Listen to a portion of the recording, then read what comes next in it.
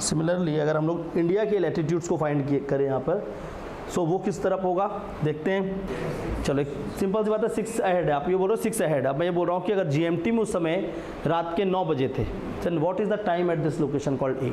So that means earth rotate from west to east and sun rises from east and it comes towards the west. ये बोलते हैं। जितने लोग 6 बोले थे सब गलत थे। 12 बज रहा होगा रात का। मैं देखता हूँ आंसर में कोई बिगेस्ट लिख देता है, कोई लार्जेस्ट लिखता है, कोई लॉन्गेस्ट लिखता है। ये तीनों को अलग अलग स्पेसिफिकली यूज़ करना होता है, ठीक है ना, लार्जेस्ट, बिगेस्ट एंड लॉन्गेस्ट, एक नहीं होते सब कुछ। इसलिए नहीं कि बस उसको याद करना है, इसलिए भी कि वो आपके राइटिंग स्किल्स में काम आएंगे। What I have done in both the lines, I have explain the things and given you the examples. चलिए स्टार्ट करेंगे एक नया topic with the subject geography. The topic is location and extension. Okay, so start करते हैं। First topic of geography, location and extension.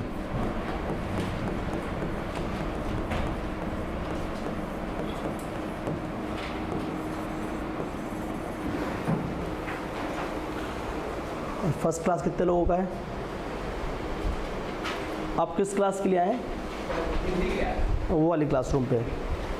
The first class, अच्छा 2 लोग आए हैं जी। अपना पहले एक बार इंट्रोडक्शन दीजिए। बैठकर कोई इशू नहीं। हाँ बताइए।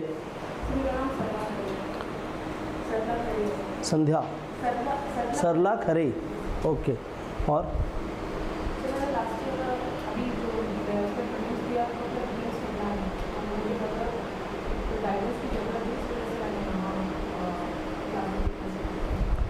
अच्छा, ओके। इंग्लिश मीडियम और हिंदी? इंग्लिश मीडियम ना, ठीक है। आप गुड मॉर्निंग।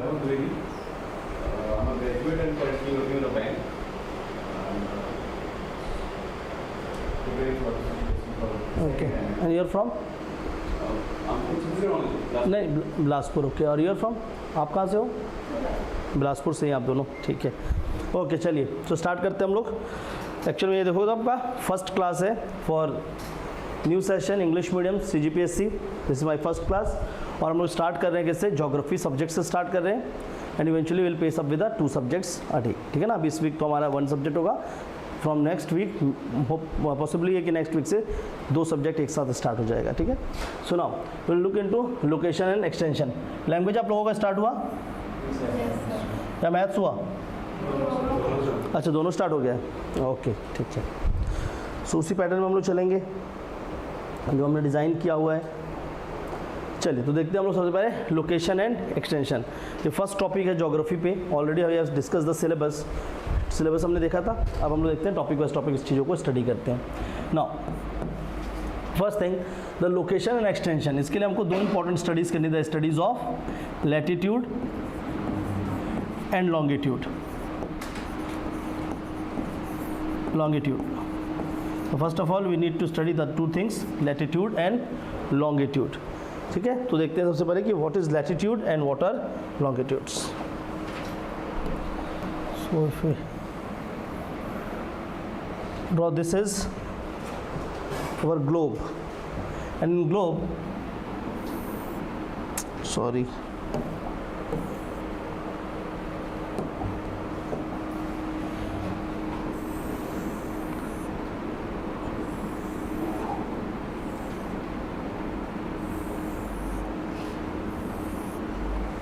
सी हमारे ग्लोब में सबसे पहले क्या किया गया, we have drawn some parallel imaginary lines.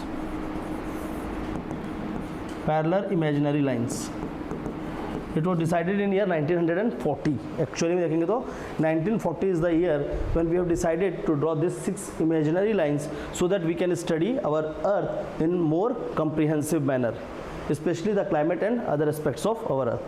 Now if you look into these 6 imaginary lines, they are known as, these are the parallel to each other and these are known as latitudes. So 6 latitudes are at 0 degree we have equator.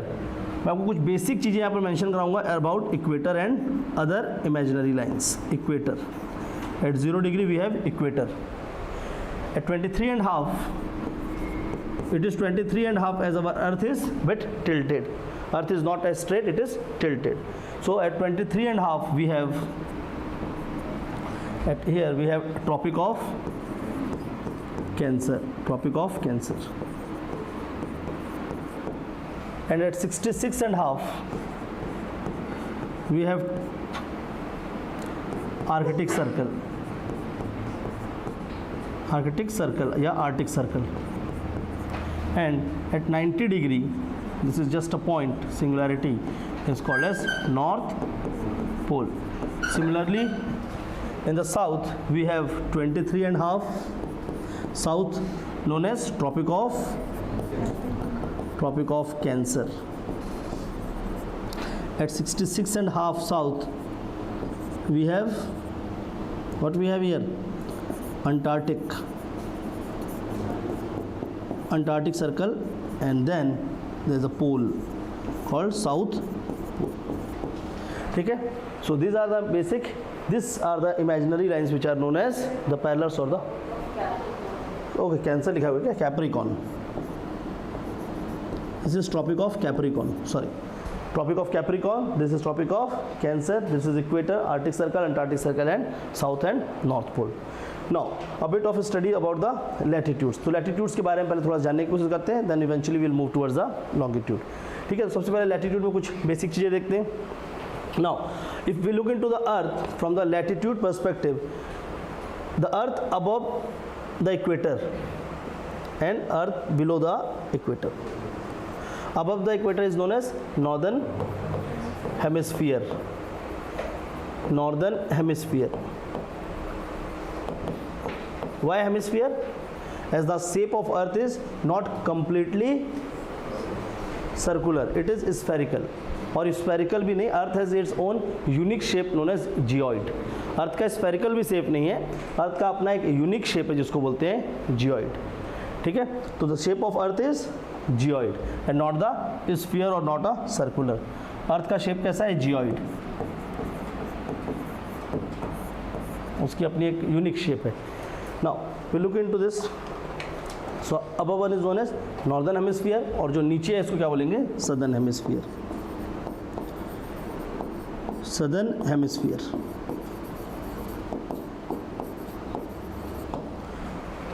Clear है, एकदम basic चीज़ों को समझेंगे.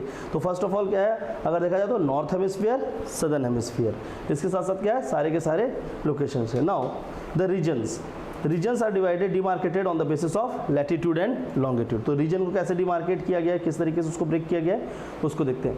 Now anything above around 5 degree north and south of equator, around 5 degree north and 5 degree south. Equator के इसके आसपास के region को क्या बोलते हैं, equatorial belt. So this is known as equatorial belt. इसको बोला जाता है इक्वेटोरियल बेल्ट. इक्वेटोरियल बेल्ट, तो ये वाला रीजन जो है वो कहलाता है equatorial belt. Okay, similarly around Tropic of Cancer, north and south of Tropic of Cancer, 5 to 10 degree. Similarly around Tropic of Capricorn. These two region, the above one around Tropic of Cancer is called as subtropical region. Subtropical.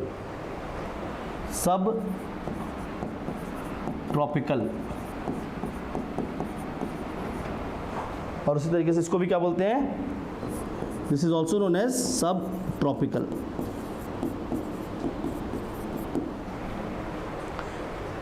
ये सारे words हमें, अगर हम लोग बात करेंगे किसकी, when we talk about the climate, उस स्टडीज़ में बहुत काम आएंगे. And the region between this two, the equatorial belt and the tropical region, sub tropical region is known as tropics या ट्रॉपिकल रीजन. सो बिटवीन वाला जो region इसको बोलते हैं tropical region. This to,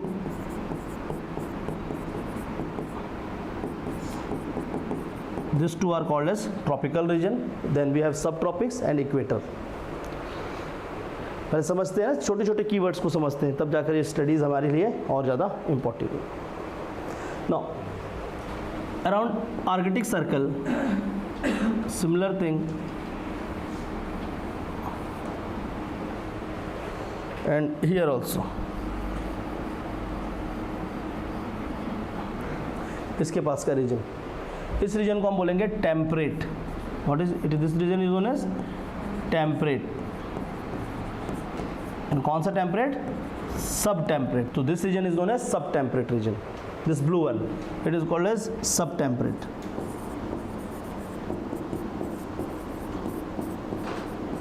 this is sub temperate region. Is it okay? Clear है सभी को? And in between these two, it is called as temperate belt or the temperate region.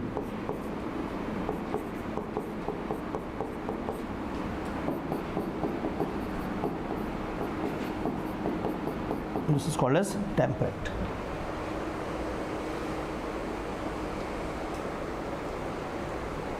Just draw it, फटाफट बनाइए.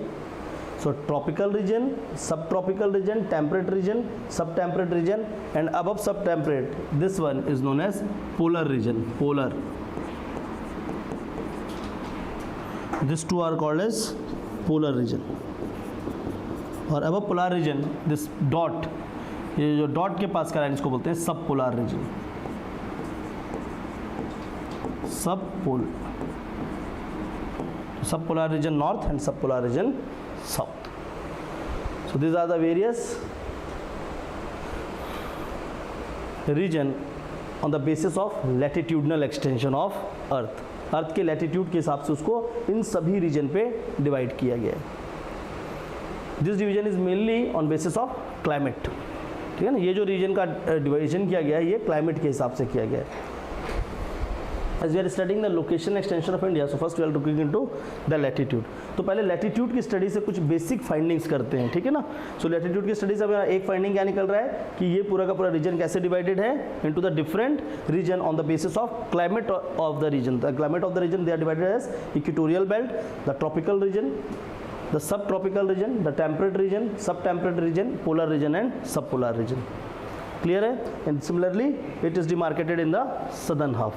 So north and south both the region, the latitudes of our area. Now if you look into the India, क्योंकि हमें पढ़ना क्या है? India ही पढ़ना है. So latitudes of India. On the similar line if you look into the latitudes of India,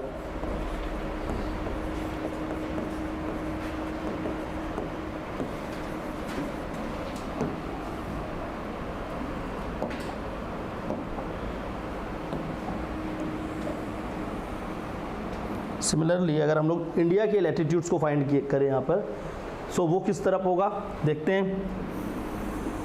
what our study will tell, this is tropic of Cancer, this is Arctic Circle, this is north. ठीक है. तो फिर look into India. सबसे पहले ये कौन सा half है? Northern hemisphere.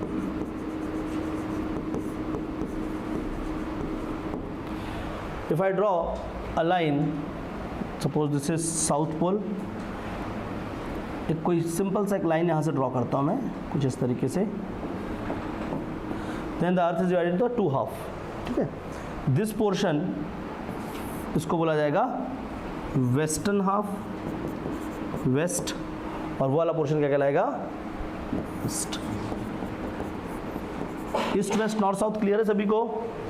So this one above is north, this is south, this is west and that is east. So इस तरीके से होगा. Now if you look into the latitude of India, तो latitude of India की findings से हमें क्या क्या चीज़ें पता चलती हैं उसको देखते हैं. इंडिया की लैटिट्यूड से कौन कौन सी मेजर फाइंडिंग्स हमें मिलती है. Now if you look into the India, तो इंडिया कहाँ पर है? कुछ इस रीजन पे है.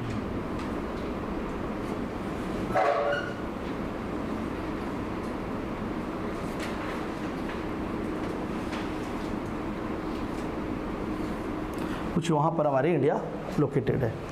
So India is located somewhere here. इस पूरे रीजन की अगर लैटिट्यूड की स्टडी की जाए तो क्या क्या पता चलता है?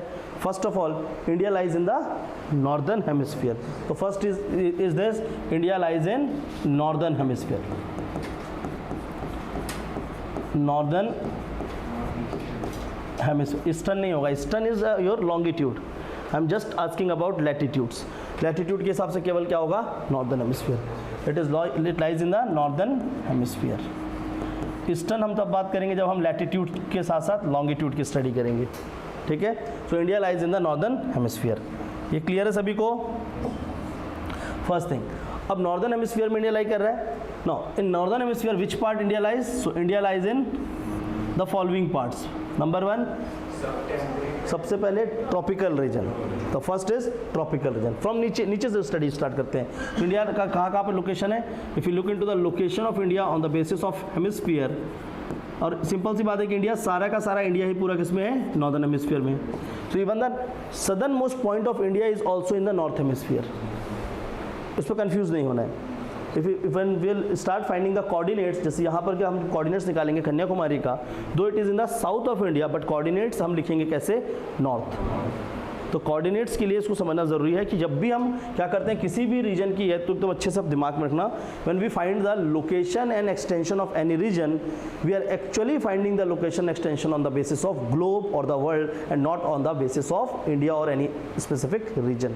किसी रीजन के हिसाब से नहीं निकालते, ग्लोब के हिसाब से निकालते हैं हमेशा, कंप्लीट वर्ल्ड पर्सपेक्टिव को लेकर। तो उसके हिसाब से हमेशा क्या होगा, इंडिया का सारा पॉइंट देख लीजिए, छत्तीसगढ़ का देख लीजिए, किसी का भी देख लीजिए, all lies in the northern hemisphere. इस चीज़ को अच्छे से ध्यान रखना।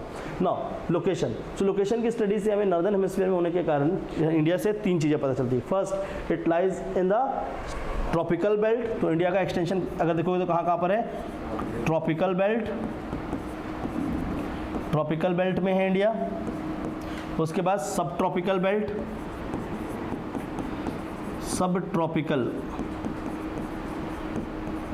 And then India also lies in bit of temperate belt, temperate belt.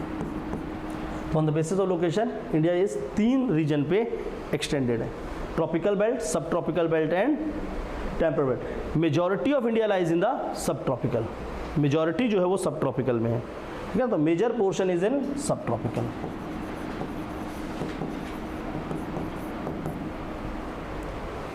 Tropical belt, sub tropical belt and temperate belt. तो एक तो ये हमें पता चलता है। सेकेंड, इसी स्टडी से एक और चीज़ क्या पता चलता है कि that this line called as the tropic of Cancer, Tropic of Cancer, it also crosses through India. Second finding क्या है? That the line called Tropic of Cancer passes through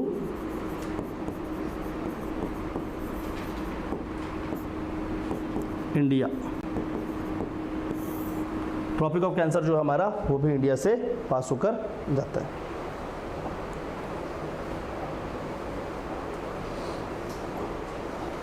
okay, सो यहाँ क्वेश्चन राइज होता है कि which all states, question जो आता है अक्सर वो ये होगा कि किस किस स्टेट से ट्रॉपिक ऑफ कैंसर इंडिया के कट अक्रॉस करता है, ठीक है। सो द स्टेट्स आर, सी वहाँ पर जो मैप बनाया वो थोड़ा सा डिफरेंट है, यहाँ पे आपको एक छोटे मैप से बता रहा हूँ कि किस तरीके से मैप यहाँ से प्रोजेक्ट होगा।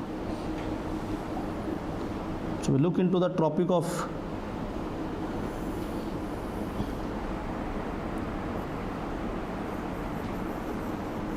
कुछ इस तरीके से, तो tropic of cancer will cut across this portion of India, कुछ ऐसा जाएगा, ठीक है ना। So all the states which are falls in the tropic of cancer include number 1, सबसे पहले यहाँ पर क्या आएगा? गुजरात। गुजरात के बाद सेकंड नंबर पे क्या आएगा? राजस्थान और एमपी, राजस्थान, वेरी गुड, पक्का राजस्थान, ओके। राजस्थान के बाद third Madhya Pradesh, then it will pass through Chhattisgarh. After Chhattisgarh, it will cut across the Jharkhand or Odisha. Jharkhand. After Jharkhand, it will cut across West Bengal. After West Bengal, it will cut across Assam, Tripura or Mizoram. Tripura. Good. It will cut across Tripura. And after Tripura, it will cut across Mizoram.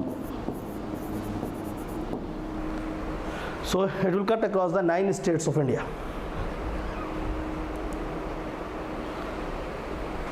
Gujarat, Rajasthan, MP, Chhattisgarh, Jharkhand. Then we have West Bengal, Tripura and Mizoram. Total 8 states. 8, तो numbering कहीं गलत हुआ क्या? Sorry, it will cut across the 8 state ना, sorry, this is 7 and this is 8. It will cut across the 8 state, not the 9. 8 state which, अच्छा अब numbering ही गलत कर दिया था. Gujarat, Rajasthan, MP, Chhattisgarh, Jharkhand, West Bengal, Tripura and Mizoram. Clear है सभी को? And the closest point among all this state is, कौन सा सबसे closest? Aizawl. The capital of Mizoram Aizawl is the closest one. ठीक है, तो इसको थोड़ा सा ध्यान रखना. So in Mizoram we have Aizawl which is closest to the tropic of cancer.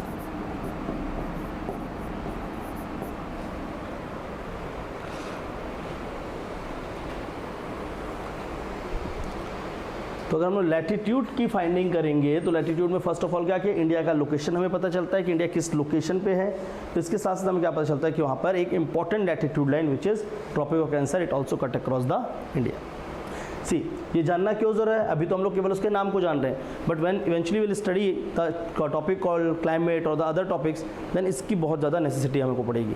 ठीक है ना, कि वो किस लोकेशन पे है, वो वहाँ से बताएगा कि वेजिटेशन क्या होगा, what kind of climate that area will have, what kind of rocks, how the rocks will perform. तो ये सारी चीज़ें वहाँ से डिटेल होंगी. बहुत चिल्डी है, चलो ठीक है, ओके, यहाँ तक क्लियर है. सो एक बेसिक अगर इंडिया की लैटिट्यूड देखेंगे तो उससे हमें ये कुछ बेसिक फाइंडिंग्स देखने को मिलते हैं. क्लियर है? अभी चलेंगे कोऑर्डिनेट्स पे. Now will look into some basic details of longitudes of India. तो पहले लॉन्गिट्यूड्स पे चलते हैं. लॉन्गिट्यूड्स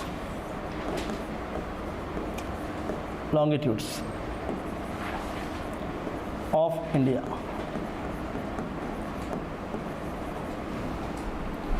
इवेंचुअली फर्स्ट डायग्राम पे आते हैं पहले, फिर लॉन्गिट्यूड्स के बारे में बात करेंगे.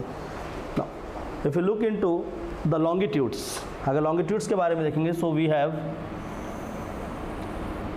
अ line which originate from, so it will run from pole to pole.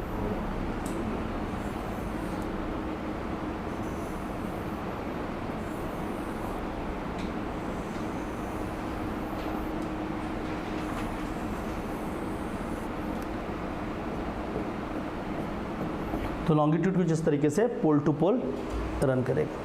ठीक है, अब इंडिया कहाँ पर है? अगर लॉन्गिट्यूड की बात करें तो इसमें इसको किस तरह से ब्रेक किया गया है? Eastern and western longitude. So India lies in the eastern longitude. ठीक है, तो लॉन्गिट्यूड को अगर हम देखते हैं तो यहाँ पर जो ब्रेक किया हुआ था मैंने ईस्ट और west, so this portion details about the longitudes.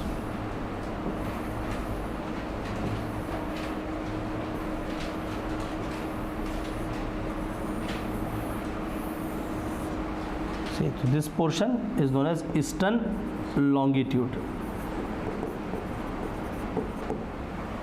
East longitude and west longitude. ठीक है, तो अगर इसके हिसाब से लॉन्गिट्यूडनल स्टडी से इंडिया का हम लोकेशन फाइंड करना चाहें तो क्या होगा? India lies at eastern longitude.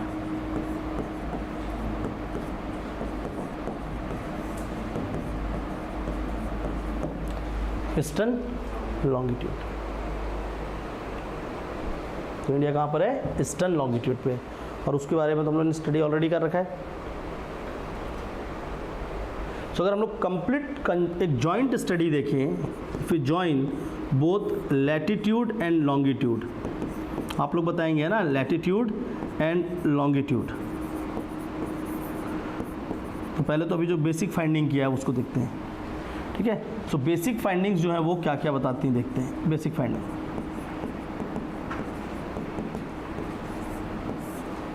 Number 1, latitude and longitude की अगर कंबाइन स्टडी करेंगे तो on which part of the earth और the globe India is located in terms of direction? North and eastern direction. तो फर्स्ट ऑफ ऑल अगर basic finding देखेंगे direction wise, in terms of direction, तो India का location क्या होगा? North eastern. Very good. तो India lies in the north eastern part of the world. North eastern part of the world.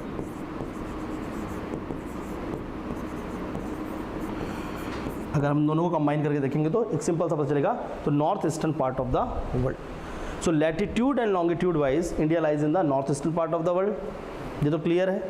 Now if you look into the other aspect then अगर दोनों को combined studies देखते हैं तो बाकी तो longitude का ही हमको सॉरी आपका लैटिट्यूड का ही इंफॉर्मेशन मिलता है. Now will look into the coordinates of India. Coordinates मतलब वो पॉइंट जिस पे इंडिया का क्या है, लोकेशन है. और कोऑर्डिनेट्स से हम और क्या चीज़ देखेंगे, the second thing called as extension. Extension मतलब कहाँ तक वो फैला है. तो ना the coordinates of India, the latitudinal and the longitudinal coordinates, तो दोनों ही देखेंगे. Latitudinal coordinates and longitudinal coordinates. चलो देखते हैं. तो सारा का सारा लॉन्गिट्यूडनल कोऑर्डिनेट्स कहाँ पर आएगा, ईस्ट में आएगा. Everything is in the east and all the latitudinal coordinates are in north, so everything will be in north. ये चीज़ें तो फिक्स है. now we'll look into the India. India का मैप ड्रॉ करने तो आते ही ना सबको, सिखाया है ऑलरेडी. मैप की क्लासेस में देख रहे थे हम लोग मैप कैसे ड्रॉ करते हैं. now we'll use those maps.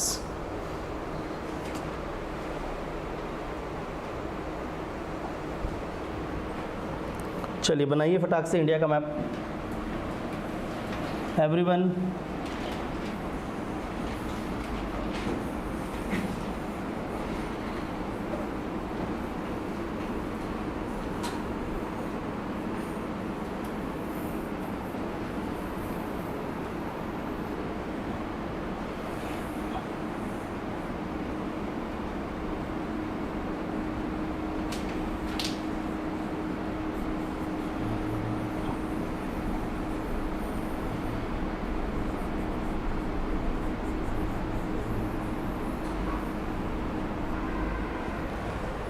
Now अब इसमें हम लोग देखेंगे सारे के सारे कोऑर्डिनेट्स की स्टडी करेंगे. The latitudes and the longitudinal coordinates of India.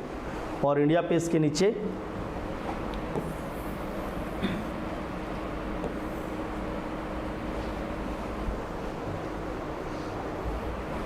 somewhere here is your Andaman and Nicobar. Andaman and Nicobar.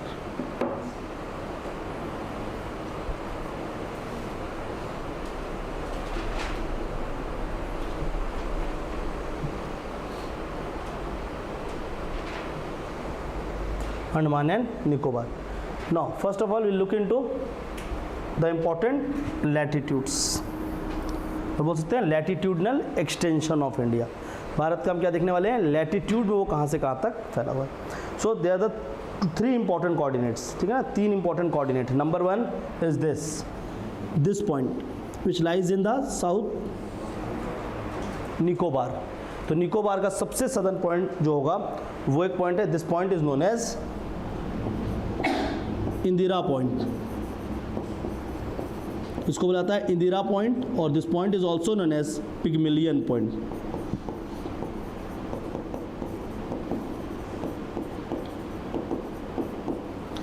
इस पॉइंट को बोलते हैं पिग्मेलियन पॉइंट और द इंदिरा पॉइंट, जो सबसे नीचे है. And its extension is at 6 degree 45 minutes. 6 degree 45 minutes या 6-4 भी लिख सकते हैं. 6 डिग्री 45, दिस सजेस्ट मिनट. तो 6 डिग्री 45 मिनट्स पे क्या है आपका इंदिरा पॉइंट है latitudinal wise. So this is south और the north. Which latitude, northern latitude. India का भले कि वो साउथ है बट हम निकाल किसके रिस्पेक्ट में रहे, ग्लोब के. सो ये क्या होगा 6 डिग्री 45 मिनट नॉर्थ लैटिट्यूड. ये गलती नहीं करना है ना, उसको एकदम अच्छे से ध्यान रखना. उसके बाद आएगा कौन सा point, this point. The second important point is this called as Kanyakumari.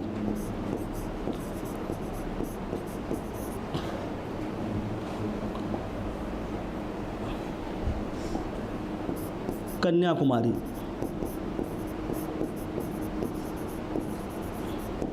Clear है. एंड कन्याकुमारी जिस कोऑर्डिनेट पे, वो कोऑर्डिनेट क्या है 8 degree 4 minute. 8 degree 4 minute. Just draw it. 8 degree 4 minute. And the third coordinate falls here, this point.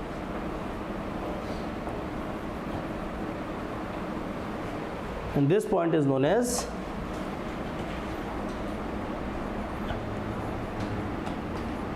Indira कोल।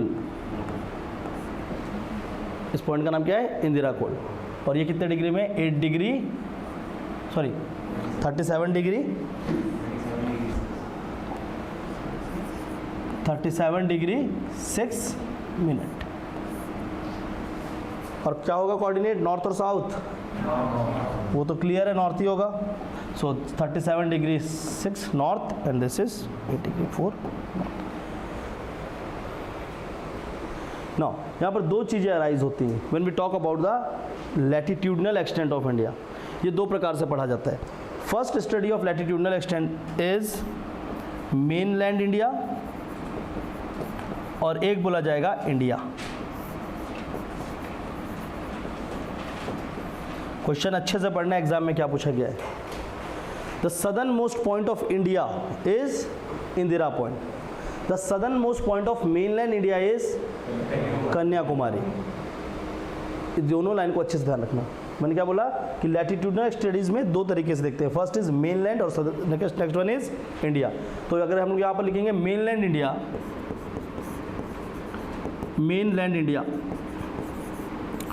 उसका जो latitudinal extension है, the latitudinal extension of mainland India is from 8 degree 4 to 37 degree. So its latitudinal extension is from 8 degree 4 to 37 degree 6 minute and it is from Kanyakumari to Indira Col. And we look into the latitudinal extension of India. अगर हम India बोले, mainland नहीं बोलकर India, बताओ we are also considering our islands, island territories of this particular Andaman and Nicobar. Then our location और our extension is from 6 degree 45 minutes to 37 degree 6 minute north latitude and it is from Indira point और the Pygmalion point to Indira Col. तो first thing first, इसको आप अच्छे से ध्यान रखो। Clear है? And the important coordinates which goes through India is, इस पोर्शन से जो कोऑर्डिनेट जाएगा वो कौन सा होगा? This is tropic of cancer. अच्छे समझना इस चीज़ों को। This is tropic of cancer. और ट्रॉपिक ऑफ कैंसर किस पे है? 23 एंड हाफ। 23 and half. मैं आपको कुछ ऑब्जर्वेशन बताता हूँ, ठीक है ना। पहले तो ये बोलते हैं कि tropic of cancer cut India into the 2 equal halves. वैसे यहाँ पर मैप में बड़ा हुआ है, लेकिन एक्चुअल में वो देखोगे तो 2 इक्वल हाफ्स में। तो ट्रॉपिक ऑफ कैंसर क्या करता है? इंडिया को 2 इक्वल हाफ में डिवाइड करता है, ये बोला जाता है, ठीक है ना। इस मैप पे मत जाना, वो एक्चुअल देखोगे तो वो लोकेशन और बड़ा होगा। ओके, तो if you see if it cut India into the 2 equal halves, और इंडिया का जो टोटल एक्सटेंशन है, ठीक है ना, यहाँ पर कुछ चीज़ों को ध्यान रखेंगे। Latitude wise the total extension of India is, यहाँ लिख देते हैं ना, latitudinal extension of India, latitude wise the total extension of India is 30 degree. Latitude extension India का कितना है? 30 डिग्री है। और ये 30 डिग्री को 2 इक्वल हाफ में किसने डिवाइड कर रखा है? ट्रॉपिक ऑफ कैंसर ने। And tropic of cancer lies at 23 and half. ये तो आप सभी को याद रहेगा। If we add 15 into the 30, 23 and half, what is this? 20 plus करो, 23 plus 15 is 38. So somewhere around 38 we have 37.6. And if we subtract 15 from 23, what will be the result? 8. So we have 8 degree. तो एकदम रटना नहीं है, there are certain observation जिससे वो अपने आप वहाँ तक आप पहुँच जाओगे. क्लियर हो रहा है? So if we subtract 15 we'll have the 8 coordinates, and if we add the 15 we'll have the 38 or 37.6. यहाँ तक क्लियर सभी को? And this line is known as Tropic of Cancer. ये स्टडीज ध्यान में रहेंगी. Similarly, now we'll look into the longitudinal extension of India. Latitude तो देख लिया, अब देखते हैं longitudinal extension of India.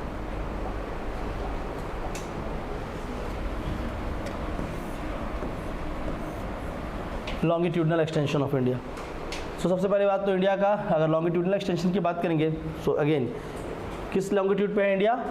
Eastern longitude पे है. एंड ईस्ट पे अगर देखेंगे तो सबसे ईस्टर्न मोस्ट पॉइंट और सबसे वेस्टर्न मोस्ट पॉइंट जो होगा इंडिया का वो क्या है, ये है. सो this is the western most point but it lies in the eastern longitude. The western most point of India is क्या है ये, पहली बात चलो ईस्टर्न मोस्ट पॉइंट अरुणाचल, ये वेस्टर्न मोस्ट गुजरात में है. तो western most point is in Gujarat. First तो ये देखते हैं किस स्टेट में आएगा, गुजरात में आएगा. पॉइंट कौन सा है, कच्छ नहीं है, कच्छ तो यहाँ पे है. This exact point is called as Guhar Moti या ग्वार माता भी बोलते हैं इसको, ग्वार मोता या ग्वार मोती.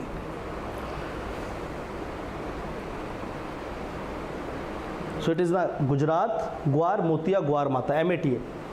गुजरात इट इज ग्वार मोता और ग्वार मोती which is the western most point of India. ये सबसे वेस्टर्न मोस्ट पॉइंट है इंडिया का. And the eastern most point of India is here. ये है इंडिया का सबसे ईस्टर्न मोस्ट पॉइंट, इधर कोई भी लोकेशन को देखोगे तो. And this point is known as Kibithu. Kibithu and it is in Arunachal Pradesh. Kibithu, और ये किबितू कहाँ पर है, अरुणाचल प्रदेश में.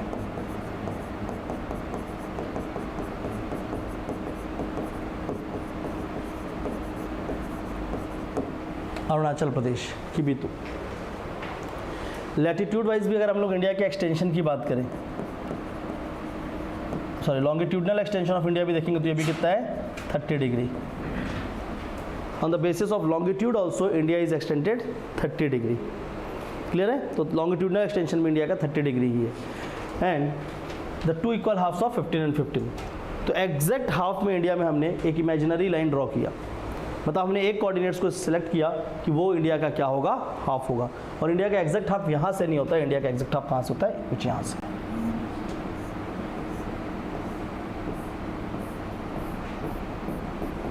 And this is known as Indian standard timeline, IST, Indian standard timeline. So अगर यही क्वेश्चन बेसिक पूछ ले, IST is a latitudinal line और द लॉन्गिट्यूडनल लाइन, कई लोग इसमें भी कंफ्यूज रहेंगे. IST क्या है, एक लॉन्गिट्यूडनल लाइन है. और ये किस लॉन्गिट्यूड में, ईस्टर्न और western, it lies in the eastern longitude. ठीक है. तो पहली बात तो इंडियन स्टैंडर्ड टाइमलाइन क्या है, एक लॉन्गिट्यूडनल लाइन है जो कि ईस्टर्न लॉन्गिट्यूड में है. और कितने डिग्री ईस्टर्न लॉन्गिट्यूड में, 82.5 डिग्री ईस्टर्न लॉन्गिट्यूड. और फिर अगर मैंने क्या बोला कि जो इंडियन स्टैंडर्ड टाइम लाइन है, इससे इंडिया क्या होगा, 2 इक्वल हाफ ऑफ 15 एंड 15 पे डिवाइडेड है.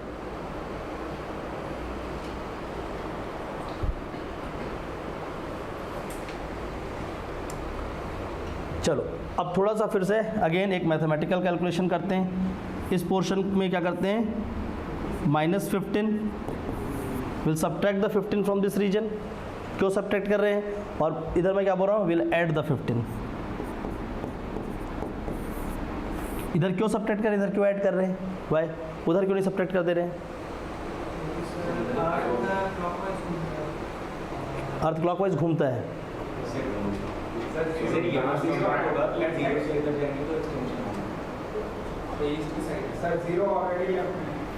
जीरो ऑलरेडी, ऐसा नहीं होता, समझो. ये जो सेंट्रल लाइन दिख रहा है, this is the 0 degree longitude which is also called as GMT, a Greenwich Meridian line which cut across the England. Now if our earth rotate in this manner, हमारा अर्थ का रोटेशन क्या है, ऐसा है. and this is our sun. Now the earth rotate, this is sun and this is earth. Earth rotate this way and sun moves this way. Earth rotates this way, समझ आ रहा है. So that means earth rotate from west to east and sun rises from east and it comes towards the west. ये बोलते हैं, यही तो पढ़ते हो ना, सूर्य का उदय पूर्व से होता है. सिंपल सा बचपन में पढ़े हो ना कि sun rises from the east. तो अगर सिंपल सी बात करेंगे तो अर्थ का जो रोटेशन है वो इस डायरेक्शन में, earth rotate from west to east and sun move from east to west. ठीक है. और इधर ही अगर देखेंगे सबसे ईस्टर्न पार्ट में, तो यहाँ पर क्या है, Japan. And Japan is known as the land of rising sun. अब ऐसा तो नहीं है कि सन जापान से निकल रहा है, पृथ्वी में तो सन हमेशा है ना, सन राइज होता है, सेट होता है, वो एक पर्टिकुलर लोकेशन के हिसाब से। पृथ्वी में हमेशा सन का रोशनी जो है कहीं ना कहीं पड़ रहा होगा, ये तो पता ही है। नाउ अब एक्चुअल में उसको ईस्ट और वेस्ट लिया नहीं गया, उसको भी अगेन हमने स्टडी के लिए ईजी किया। तो ये डिसाइड किया गया कि जो GMT होगा इंग्लैंड का, it will be considered as 0।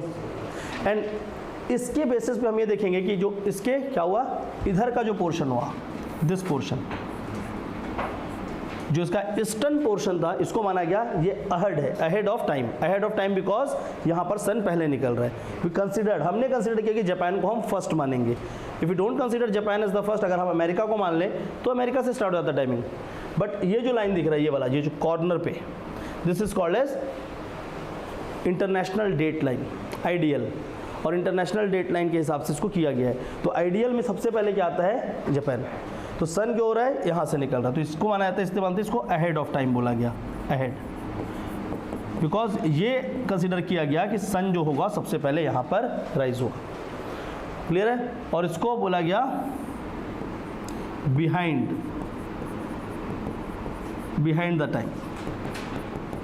तो जब भी हमें क्या करना होगा, जीरो के रिस्पेक्ट में जब हमें ईस्टर्न लोकेशन फाइंड करना होगा, विल ऑल्सो ऐड। एंड जब हमें जीरो के रेस्पेक्ट में वेस्टर्न लोकेशन फाइंड करना होगा इधर, तो हम हमेशा क्या करेंगे, टाइम को सब्ट्रैक्ट करेंगे। So we will subtract the time here and here we will add the time. समझ आ रहा है। तो इस कॉन्सेप्ट को लेते हुए here we have subtracted the time, क्योंकि इस पॉइंट के हिसाब से अगर टाइम देखेंगे तो ये इससे पीछे होगा, डेफिनेटली सन यहाँ पर आ रहा होगा, फिर धीरे धीरे वो यहाँ तक जाएगा। तो अगर ये भी क्वेश्चन आ सकता है कि इंडिया में सबसे पहले सनसाइन कहाँ पे होगा, so it is in Arunachal Pradesh Kibithu.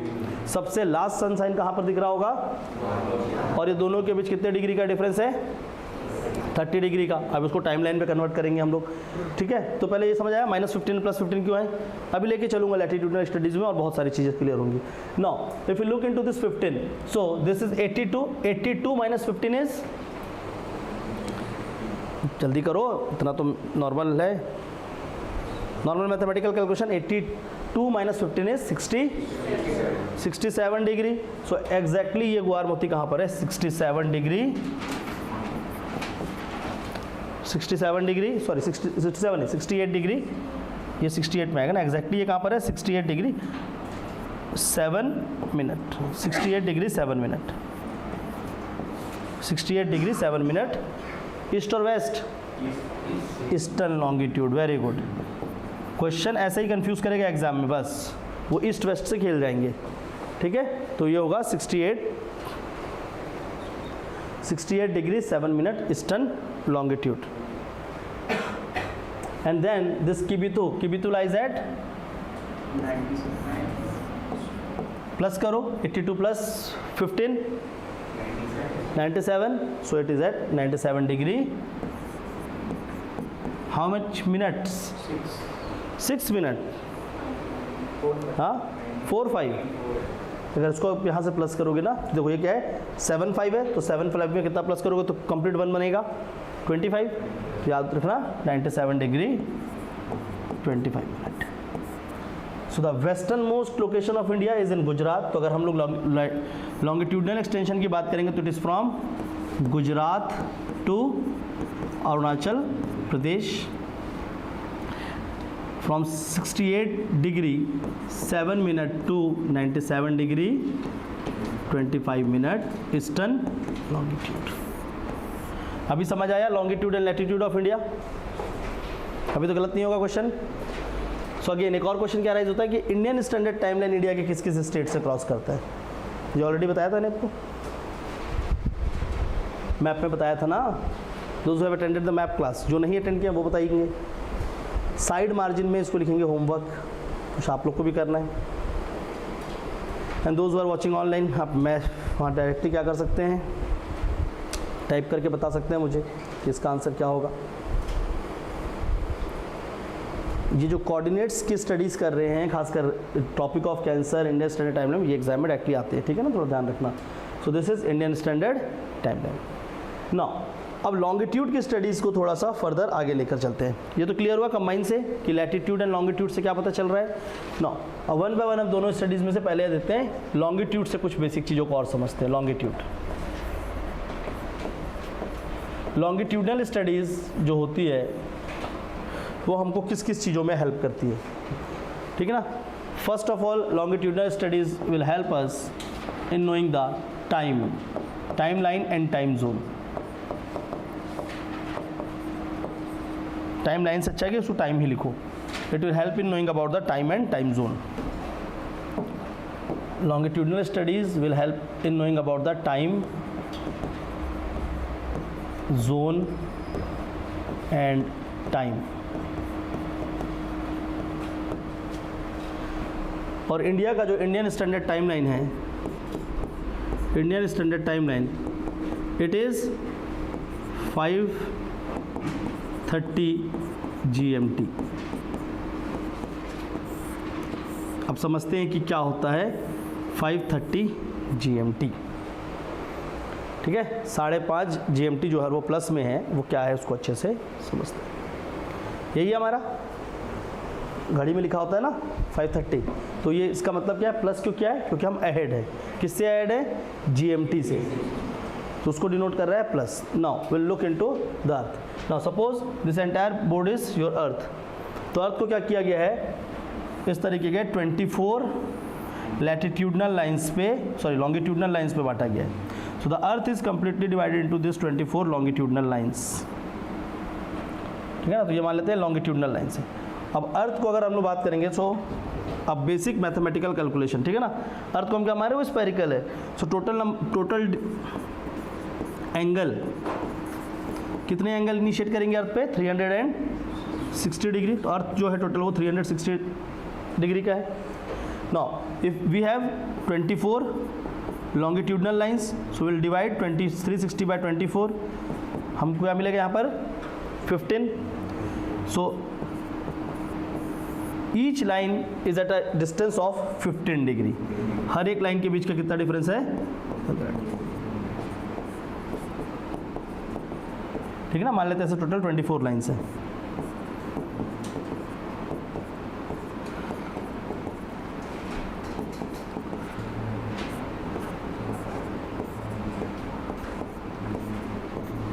ठीक है, तो सभी के में क्या है डिस्टेंस ऑफ 15।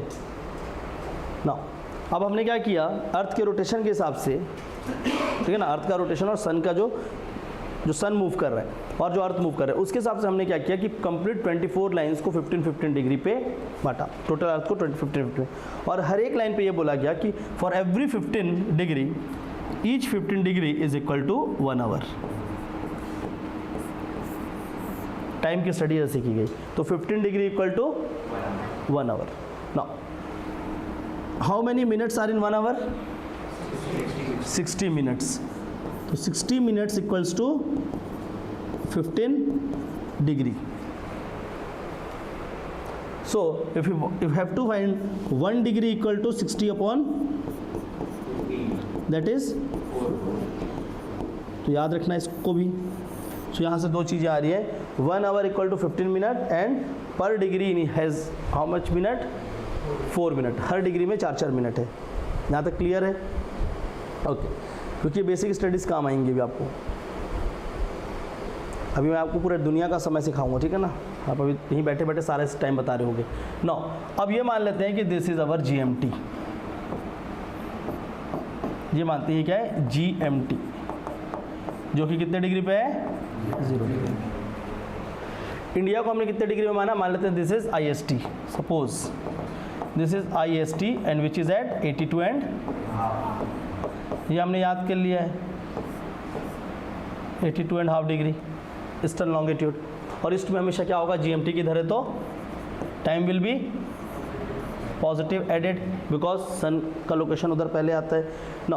अब उसके रिगार्डिंग हम लोग उसको कैलकुलेट करते हैं, या तो हम डिग्री से उसको निकाल सकते हैं या तो उससे हम लोग टोटल टाइम को निकालते हैं। ना I will find from 82 and half, 82 degree plus half, ठीक है ना। इसको इस तरीके से भी लिख सकता हूँ मैं, अगर हम लोग उसको 15 के हिसाब से अगर हम उसको डिवाइड करें तो कैसा होगा 75 प्लस 7 एंड ऐसा लिख सकते हैं 82 एंड हाफ को लिख सकते हैं ना। अच्छा अगर हम लोग 15 के टेबल में अगर देखें तो 75 कब आएगा 15 into 5 is 75 so we can say 5 15 5 से 75 होता है एंड हाफ 7 एंड हाफ 15 का कितना होगा 7 एंड हाफ ही होगा दैट इज अगर 1 मिनट के हिसाब से बात करेंगे तो 30 मिनट्स होगा। सो इस तरीके से कैलकुलेट करके क्या आया 5 आवर्स एंड 30 मिनट्स। अभी क्लियर है एनीवन जिसको ये समझ नहीं आया कोई भी ऐसा है ये क्लियर है। तो इस तरीके से हमने इस टाइम को रिड्यूस किया कि हम कितने अहेड है 5 एंड 30। यहाँ तक क्लियर है। चलो देखते हैं आप लोगों को कितना समझ आया। एकदम बेसिक से कैलकुलेशन एक करवाता हूँ ठीक है। उसको मेन नोट्स पे ना से रफ पे करना है आप लोगों या साइड में करो। अब मैं आपको 3 लोकेशन बता रहा हूँ अलग अलग ठीक है। दिस इज लोकेशन ए मान लेते हैं ये ए है ये GMT ही है ठीक है। यहाँ पर एक लोकेशन बना लेते हैं सी बी। एक क्वेश्चन लिखिए ऐसे लोकेशन ए देखो लोकेशन ए मैं ये बोल रहा हूँ आपका location A which is east of GMT which is east of GMT is located at 90 degree which is located at 90 degree east. Find its time. कितना बजा होगा 6 बजा होगा पक्का है सभी को। एनीवन जिसका 6 नहीं आ रहा है मैंने क्या कहा कि वो 90 डिग्री अहेड है। तो GMT कितना है आपका सिंपल सी बात हो रही है GMT से ये कितना अहेड है 90 degree. 90 degree equal to 90 divide by 15 by 15 because 1 hour equal to 15 minute. तो डिवाइड करने से क्या होगा 6 बजे होंगे वहाँ पर। If there is 12 AM in the GMT then यहाँ पर क्या होगा 6 AM हो रहा होगा या 6 PM हो रहा होगा।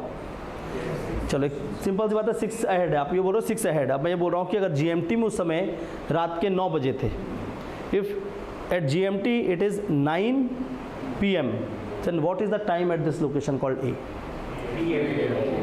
AM और PM AM होगा पक्का ओके गुड। तो वहाँ पर क्या होगा 3 AM। नाउ क्वेश्चन नंबर 2 इसी के आगे चलते हैं उसी के आगे समझना। Location B which is west of A location B which is west of A समझना है अच्छे से। location B which is west of A has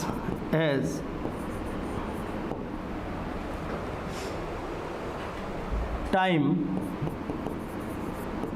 वहाँ पर टाइम कितना हुआ है 10 AM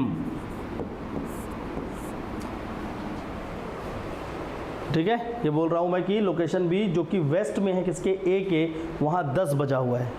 then find the time at location A location B and at GMT। तीनों जगह पर आप मेरे को समय बताइए। क्वेश्चन समझ आया कि मैं क्या बोल रहा हूँ। लोकेशन ए कितने में है 90 डिग्री ईस्ट पे है उससे एक दूसरा पॉइंट है लोकेशन बी जो कि उसके वेस्ट पे है और लोकेशन ए का मैंने क्या बोला था वो GMT के 90 पे। तो ओवरऑल हमारा क्या हो रहा है क्वेश्चन अराइज ऐसा हो रहा है एक यहाँ पर GMT है GMT से 90 डिग्री ईस्ट पे हमारा लोकेशन ए है और एक क्या हमारा लोकेशन बी है ठीक है ना जो कहीं ना कहीं क्या है वहाँ पर कितना बजा हुआ है 10 बजा हुआ है। मैं क्या बोल रहा हूँ लोकेशन ए पे भी 10 बजा हुआ है। अब वो कहीं भी हो सकता है जो लोकेशन बी है वहाँ पर 10 बजा हुआ है। अब आपको ये फाइंड करना है कि GMT और उस पर कितना टाइम हुआ होगा। क्या इसको फाइंड कर पाओगे कर सकते हैं फाइंड पक्का। चलिए करके दिखाइए या डेटा इनसफिशिएंट है हाँ 10 कैसे बजा लोगे?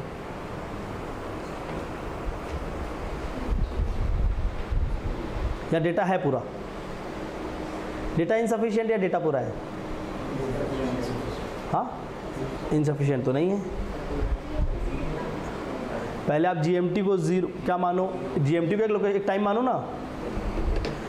पहले तो आपको दिमाग में क्या करना होगा, एक एक्स बनाना पड़ेगा। सपोज करते हैं GMT में 12 बजा है, एक एग्जांपल ले लेते हैं। अगर GMT में 12 बजा तो यहाँ कितना बजा है? 6 बजा हुआ है। अगर GMT में 12 बजा तो वहाँ पर सॉरी यहाँ पर अगर AM है तो यहाँ पर क्या है? PM ही होगा ना। हाँ ठीक है, अहेड है ना, नहीं 6 AM होगा, 6 AM होगा। ठीक है, अब क्या बोल रहे हैं, पॉइंट B जहाँ पर क्या है 10 बजा हुआ है, अब वहाँ पर 6 बजा हुआ था 6 AM। यहाँ पर भी मैंने क्या लिखा है 10 AM। तो 10 AM कहाँ पर बजा होगा? इससे भी आगे कोई एक पॉइंट होगा, इससे भी आगे कोई एक ऐसा लोकेशन होगा जहाँ पर 10 AM हुआ होगा। तो दिस इज अहेड ऑफ, वो उससे भी क्या है 4 घंटे अहेड है। सपोज यही कर सकते हैं ना, ये जो है ये इससे भी 4 घंटे अहेड है। अब उस 4 आवर्स के हिसाब से कितना डिग्री आएगा? वैसे तो हमको वो निकालना ही नहीं है, बी पॉइंट का तो ऑलरेडी दे रखा है। अच्छा डिग्री निकालना है, हाँ तो 4 की डिग्री निकालेंगे तो कितना होगा? ये क्या है 90 है, तो 4 आवर्स इंटू 15 60 प्लस 90 100, तो ये हो गया 120 डिग्री। और किधर आएगा वो? ईस्ट में ही आएगा। कितना? अच्छा सॉरी 150 डिग्री, 150 डिग्री ईस्ट ये होगा। ए कहाँ पर है? 90 डिग्री ईस्ट पे है, और GMT तो 0 डिग्री है। तो GMT पे टाइम 12 है, यहाँ 6 और वहाँ पे 10 है। अभी क्लियर हुआ? चलो एक और क्वेश्चन लिखिए, इसके बाद आपका पूरा क्लियर हो जाएगा। क्वेश्चन में ए के रिस्पेक्ट में वो भी वेस्ट करता है, तो वो वैल्यू है, तो बी 30 पर रेटिंग होगा। कितने पे होगा? B is west of A sir, B is west of A. अच्छा मैंने वेस्ट क्वेश्चन मेंशन कर दिया ना, B इज वेस्ट ऑफ ए, तो सॉरी इधर कहीं आएगा। फिर तो टाइम ही गलत हो रहा है ना, डिले हो सकता है। फिर तो इधर आ जाएगा वो कहीं। अगर GMT पे 5 बजे सुबह के, तो ए पे बजेगा 11 बजेगा। इसको ऐसा करते हैं, माइनस करेंगे। नहीं ठीक है, ओके नहीं यहाँ पर वेस्ट बोल दिया था ना, ईस्ट बोलना था। Location B is in the east of A, ठीक है ना, वेस्ट इसको ईस्ट करो, ईस्ट ऑफ ए होगा तो क्या होगा 150। मैं भी एक आपको सिंपल ईस्ट का ही करा रहा था ना, अभी वेस्ट का कराऊंगा। एक्चुअल में क्वेश्चन थोड़ा सा टफ कर दिया था मैंने, ईस्ट। अब मैं आपको ईस्ट से वेस्ट की ओर लेकर आऊँगा। It is in the east, वो क्वेश्चन पे ही गलत हो गया था। Now write down one question.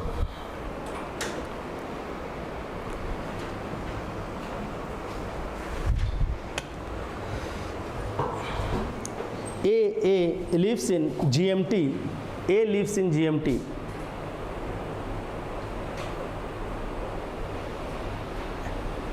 A lives in GMT and she call, A मतलब कोई लड़की, and she call her mother in morning 3 AM. In morning 3 AM.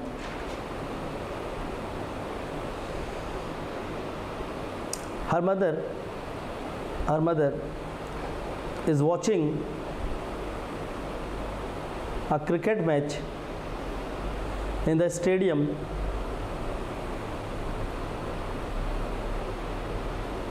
at location B,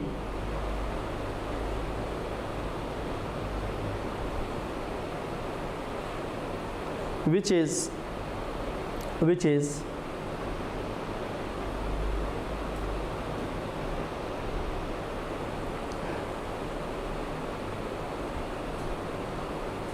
is 90 degree, sir 90 मत करो उसको, which is 45 degree east of A,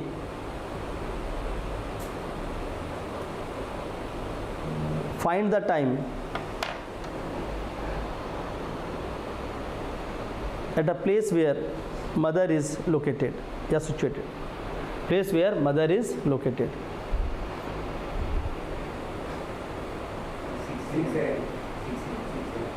देखो, करो, try करो। कुछ लोग कर लिए, कुछ लोग कर रहे हैं। आ गया?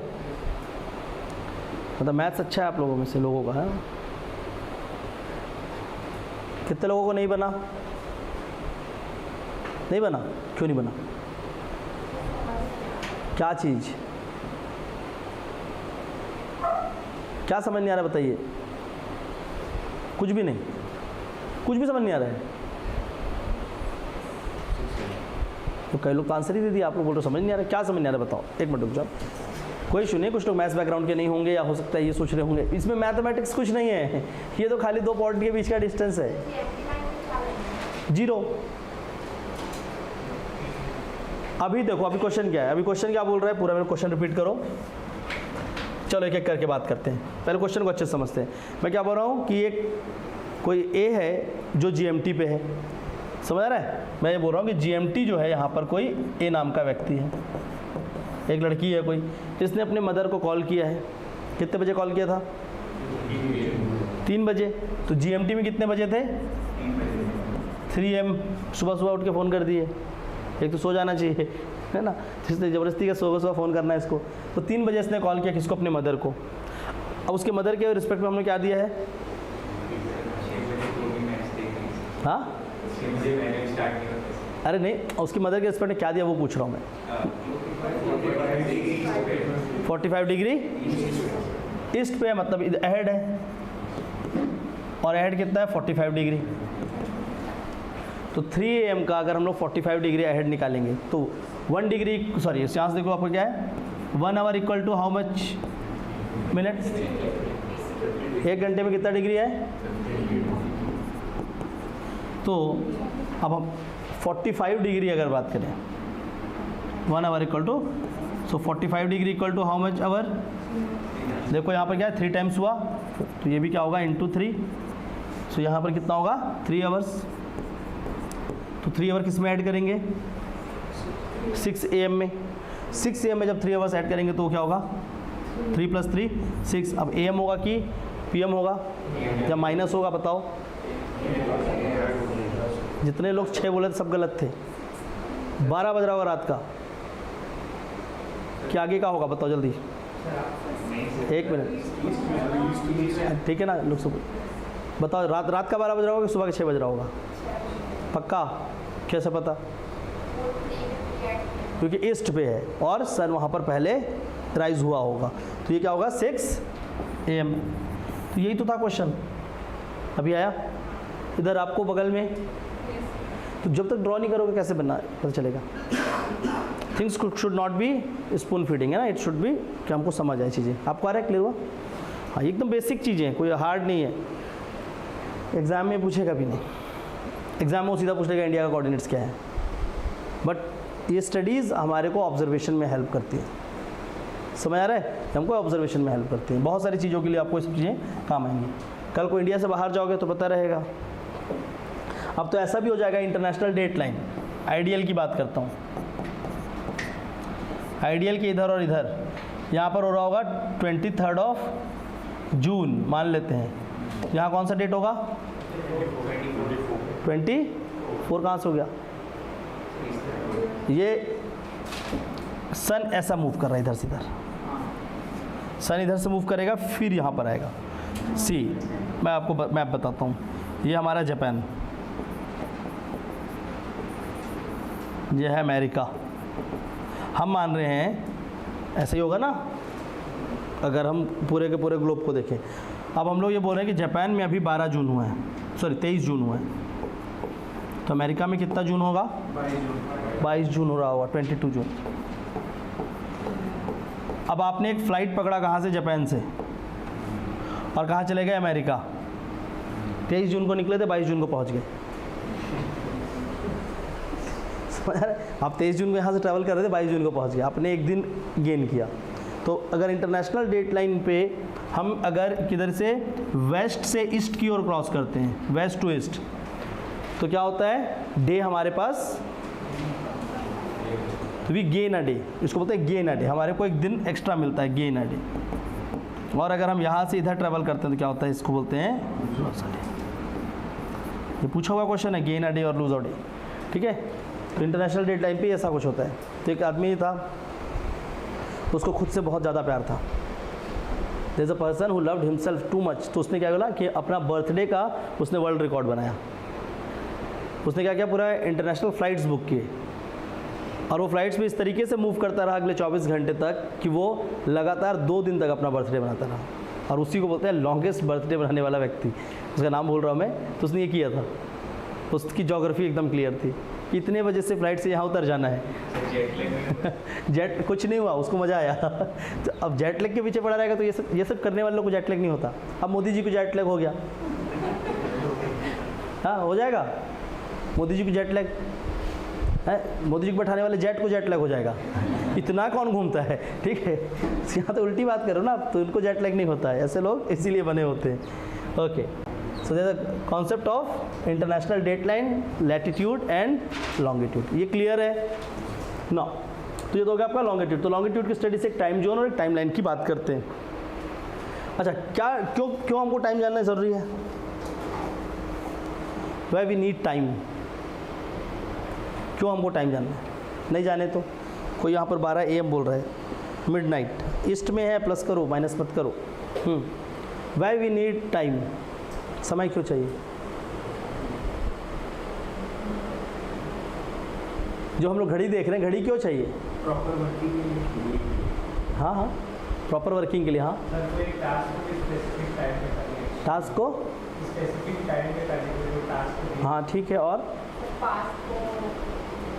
पास्ट को नहीं, हिस्ट्री नहीं, मतलब मैं एक दिन में आपके 24 घंटे की बात कर रहा हूँ, इतना नहीं। क्यों समय क्यों?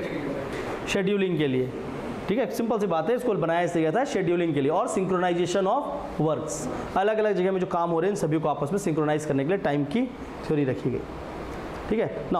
अब जो हमने 2 स्टडी किया, latitude and longitude, study of latitude and longitude. India को तो हम लोग देखें, लॉन्गिट्यूड, इससे क्या क्या हमें और फाइंडिंग होती है एक बार देखते हैं।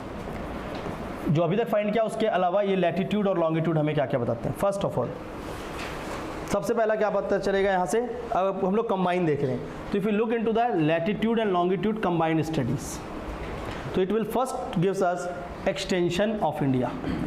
यहाँ से क्या पता चलता है? इंडिया के एक्सटेंशन का पता चलता है, एक्सटेंशन ऑफ इंडिया। अब एक्सटेंशन से रिलेटेड क्या क्या पता चला हमें? First thing that India is extended 30 degree east west and 30 degree north south. ये क्लियर पता चला हमें हमारे कोऑर्डिनेट से कि that India is extended 30 degree north south and 30 degree east and west. North and south from Ladakh, अब Ladakh use कर रहा हूँ, ठीक है। लद्दाख में कौन सा पॉइंट है? इंदिरा पॉइंट। इंदिरा पॉइंट लद्दाख में आएगा, इंदिरा कोल, सॉरी, इंदिरा कोल टू कन्याकुमारी, मतलब तमिलनाडु,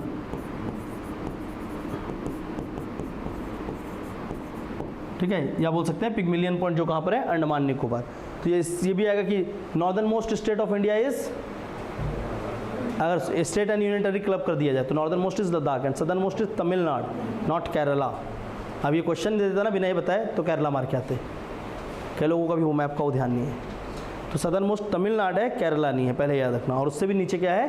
अंडमान एंड निकोबार, ठीक है ना। सबसे eastern most point is Arunachal Pradesh and the western most is Gujarat. जो हम लोग अभी तक ऑब्जर्वेशन देख रहे थे उसमें क्या बोला गया कि 30 डिग्री हमारा गुजरात से है, दैट इज तो from the west to east India is, west to east अगर देखेंगे तो इंडिया क्या है? 2 आवर्स टाइम डिफरेंस है। This is 2 hour of time difference from the eastern most point of India to the western most point of India. ये clear है? ये line सभी क्लियर है? लिखो वहाँ पर, this is 2 hour difference from the western most point of India to the eastern most point of India.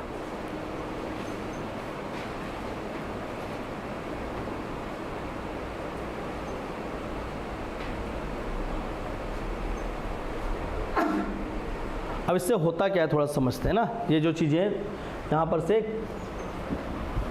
Important aspect निकल कर आते हैं। अब हम लोग बोलते हैं कि इंडिया में अभी पूरे भारत में कितना बजा होगा?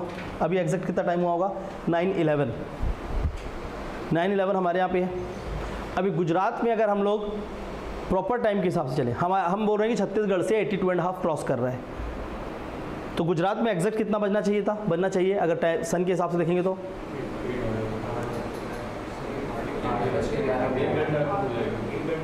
1 घंटा कम कर लेते हैं, अभी 8:11 होना चाहिए। अभी सेम चीज़ अगर हम लोग बात करें कहाँ पे, अरुणाचल प्रदेश में कितना बजना चाहिए?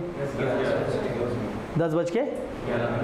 अब ऑफिस मान लेते हैं तीनों जगह पे ओपन होगा अगले 1 घंटे के बाद, 10 बजे हर जगह पे ऑफिस ओपन होगा। 10 बजे मतलब एग्जैक्ट जो टाइम है, अभी 1 घंटे बाद यहाँ के हिसाब से 10 बजे ऑफिस ओपन कर रहे हैं हम लोग, मानते हैं पूरे इंडिया पे। एक्चुअल में अरुणाचल प्रदेश में कितने बजे ऑफिस ओपन हुआ? 11 बजे। गुजरात में कितने बजे हुआ? 9 बजे। और यहाँ पर हुआ 10 बजे। ओपन तो कर लिया सबने, अच्छा सनलाइट है।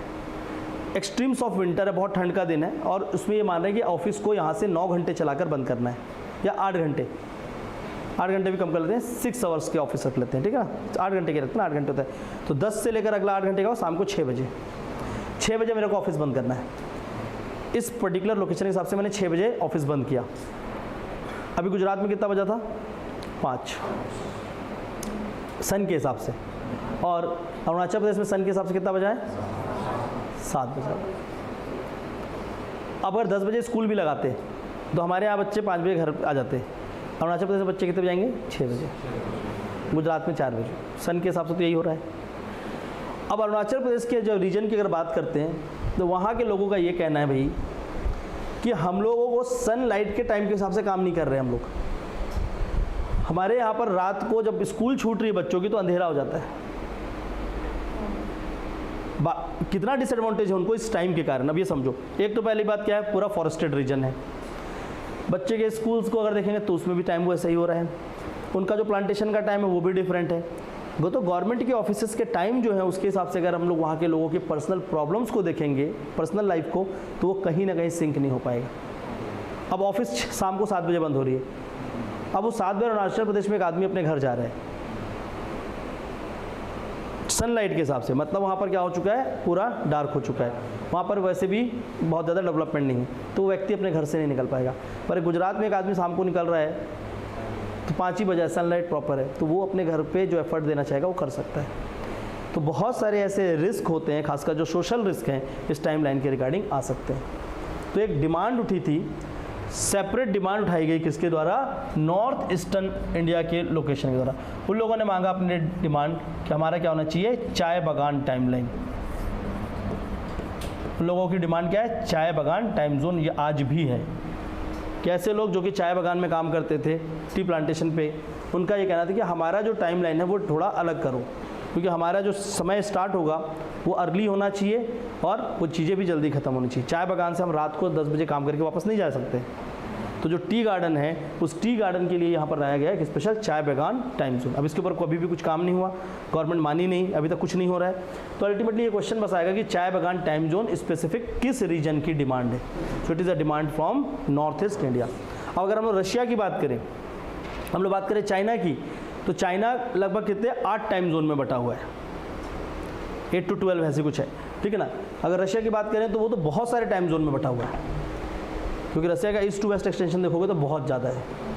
तो कुछ कंट्रीज ऐसे हैं जो 10-10, 12-12 टाइम जोन में बैठे हैं, और इंडिया का एक सिंगुलर टाइम जोन है जो कहीं ना कहीं जो नॉर्थ ईस्ट पे है उनको कहीं ना कहीं किस चीज़ का क्या करता है, डिसएडवांटेज पहुंचाता है इन टर्म्स ऑफ देयर लोकेशन। और आप सच में डेवलपमेंट भी देख लो, नॉर्थ ईस्ट का उतना नहीं हुआ, फिर धीरे धीरे करके इधर देखो डेवलपमेंट बढ़ता गया। अभी गुजरात का आदमी प्रधानमंत्री है, ठीक है, मतलब ऐसे ही बोल रहा हूँ, ठीक है। सबसे ज़्यादा एनर्जी वही है ना, गुजरात मॉडल में सबसे ज़्यादा एनर्जी है, अरुणाचल प्रदेश मॉडल में उतना एनर्जी नहीं है, छत्तीसगढ़ मॉडल ठीक ठाक था। तो ये अपने आप क्या बता रहा है कि लोकेशन में जो हमने टाइम को ही बांटा है वो भी एक बड़ा फैक्टर प्ले करता है। समझ आया? एक्सटेंशन पे, तो एक्सटेंशन पे याद रखना कि लोकेशन पे एक स्पेसिफिक डिमांड है इंडिया पे, चाय बागान टाइम जोन की demand from the north eastern part of India. So write down the question, एक क्वेश्चन लिखो वहाँ पे, राइट द फर्स्ट क्वेश्चन, इसका आंसर लिखोगे व्हाट इज चाय बागान टाइम लाइन, टाइम जोन, चाय बागान time zone.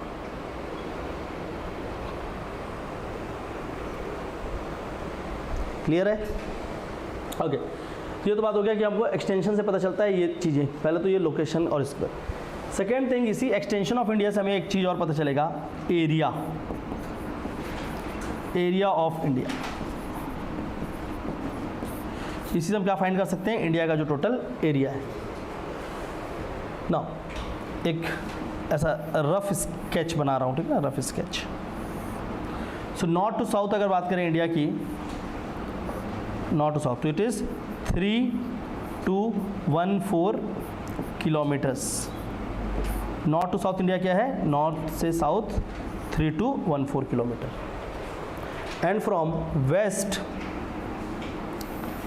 to east it is 2933 kilometres.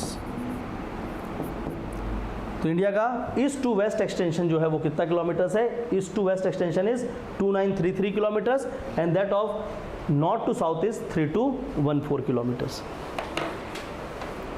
Area wise देखेंगे 3214 and 2933 kilometres. East to west is 2933 and north to south is 3214 kilometres. अब अगर आप दोनों को मल्टीप्लाई करोगे तो जो एक फिगर आएगा वो एक्चुअल में इंडिया का एग्जैक्ट लोकेशन एरिया होना चाहिए, बट उतना है नहीं। क्यों? क्योंकि कुछ रीजन अभी भी क्या है, डिस्प्यूटेड है, जिसको हम लोगों ने नापा नहीं है। जैसे कच्छ, तो एंटायर कच्छ इज नॉट, जो पूरा एक कच्छ का रीजन है is not calculated, area is not calculated. तो there are certain region of India जिसका अभी भी क्या नहीं किया गया है, कैलकुलेशन नहीं किया गया है। इसलिए हम लोग कभी भी क्या नहीं पढ़ते हैं, एरिया ऑफ इंडिया नहीं पढ़ते, हम पढ़ते हैं total geographical area of India. वो भी उसमें क्या चीज़ों को देखते हैं, जो रिकॉर्डेड एरिया है, मतलब जिसको गवर्नमेंट ने रिकॉर्ड किया है। तो उसके हिसाब से अगर बात करेंगे तो total area of India that is recorded area of India, recorded geographical area of India कितना है,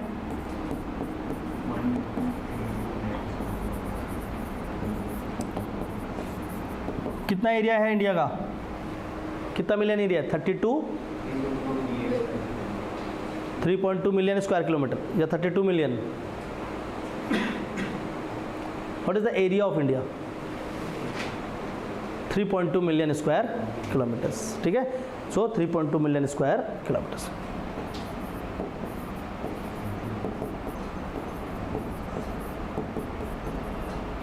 और in terms of area, India is 7th largest nation of the world. वहाँ पर लिख लो, India is the 7th largest nation of the world. अभी आप उधर side margin तक क्यों लिख रहे हो, जगह नहीं है, नहीं इधर ही लिखना है, वो जगह बनाने के लिए बोला गया है। How many of you have drawn the side margin, मैंने कहा था ना साइड मार्जिन बनाते चलना नोट्स पे। प्लीज़ ध्यान रखो, अभी ज़रूरत नहीं पड़ रही, पर आगे बहुत सारी जगह पे कॉपी पे इधर कुछ पोर्शन छोड़ो, इसको बोलते हैं साइड मार्जिन। वहाँ पे कुछ इंपॉर्टेंट चीज़ नोट कराऊंगा। अभी जैसे मुझे कोई वहाँ पे क्वेश्चन देना है तो उस क्वेश्चन का आंसर वहीं पे लिखोगे ना। क्वेश्चन क्या होगा, टुमारो पूछूंगा भी यहाँ पर ना, तो question is give the name of all the countries which are larger than India in size. तो साइज़ क्या है इंडिया का, 33.2 मिलियन स्क्वायर किलोमीटर्स, ठीक है ना, जिसमें से हम लोग ये बात कर रहे हैं कि जो इंडिया का जो साइज क्या है 3.2। अब मैं ये बोल रहा हूँ कि इससे बड़ा कौन कौन सा कंट्री है। The largest country of the world is Russia, number 2 is Canada, number 3 Brazil और चाइना, चाइना, नंबर 4 ब्राज़ील और यूनाइटेड स्टेट्स ऑफ अमेरिका,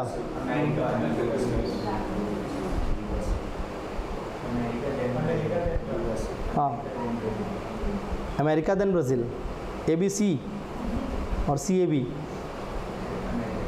हाँ यही प्रॉब्लम होता है, ठीक है, यही प्रॉब्लम होता है। आई कैन गिव, बट ये ऑब्जर्वेशंस आपको करने हैं, एग्जाम देने आप जाने वाले हो, मैं तो भी लिखवा दूंगा, लिखने से कुछ नहीं होगा। इसलिए ये होमवर्क है कि घर जाओगे उसको लिखोगे। पूछा हुआ क्वेश्चन है कि इंडिया किस नंबर का कंट्री है। अब ये तक पूछ रहा है छत्तीसगढ़ PSC में, तो क्या करेंगे, वैसे तो पूछना नहीं चाहिए इसको ऐसा मानना चाहिए कि पता होना चाहिए बच्चों को वैसे से। तो ये साइड मार्जिन जो बनाया ना, यहाँ पर ना कल देखूंगा आपकी कॉपी में, यहाँ पर एरिया वाइज सभी कंट्रीज सीक्वेंस में लिखे होने चाहिए टिल इंडिया। अब ऑस्ट्रेलिया के बारे में क्या बोलोगे, वो तो पूरा कॉन्टिनेंट है, उसको तो भूल गए आप लोग। So this Australia is bigger than India और नॉट, बड़ा ही है, साइज में तो है ही है, but in terms of population 20% population भी नहीं, एक स्टेट नहीं है। उत्तर प्रदेश कितना है पॉपुलेशन है, अब तो उससे भी कम हो गया। ठीक है, तो एरिया वाइज अगर बात करेंगे तो India is 7th largest nation of the world.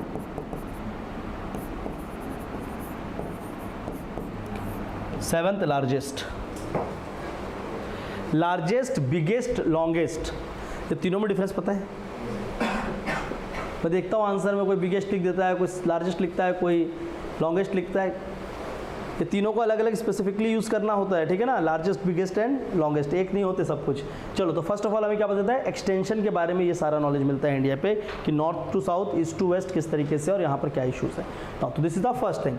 Now number 2, location extension से और क्या पता चलता है हमें? First secondary, climate of the region. तो latitude mainly gives the climate of India, तो it also talks about, give the idea about the climate.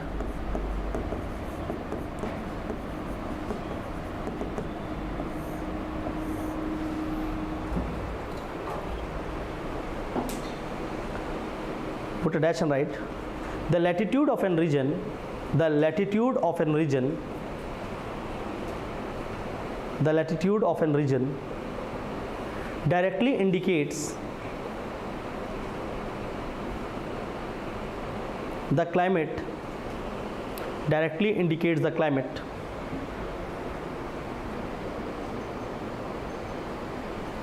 of a region. As India lies in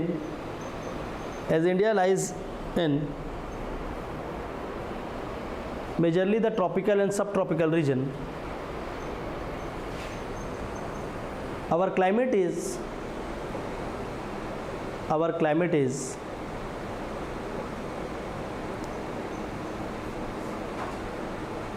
tropical and subtropical monsoonal climate, tropical and सब tropical monsoonal climate.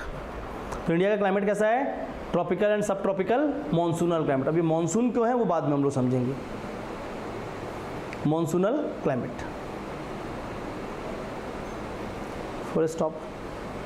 The northern part of India, the northern part of India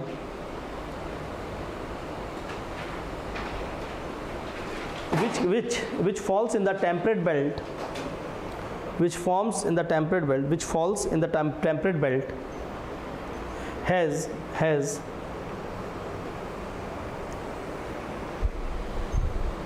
cold weather condition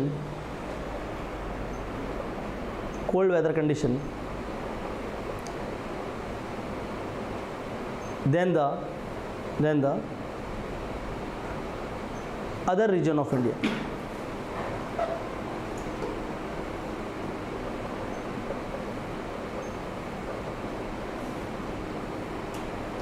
Next point, the latitude also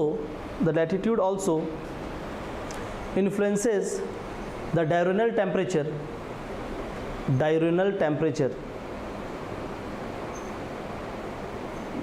bracket में लिखोगे the difference of temperature between day and night. Diurnal temperature इसको बोलते हैं जो दिन और रात के बीच के टेम्परेचर का डिफरेंस होता है। The difference of temperature between the day and night, also known as the diurnal temperature. Close the bracket.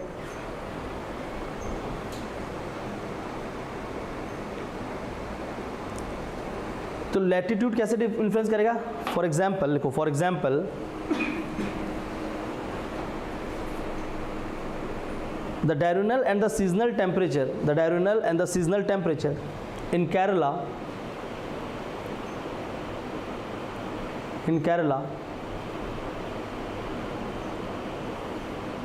is almost same throughout the year.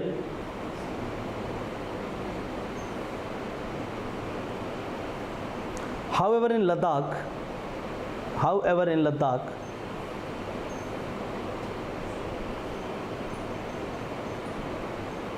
it varies, VARIES, it varies।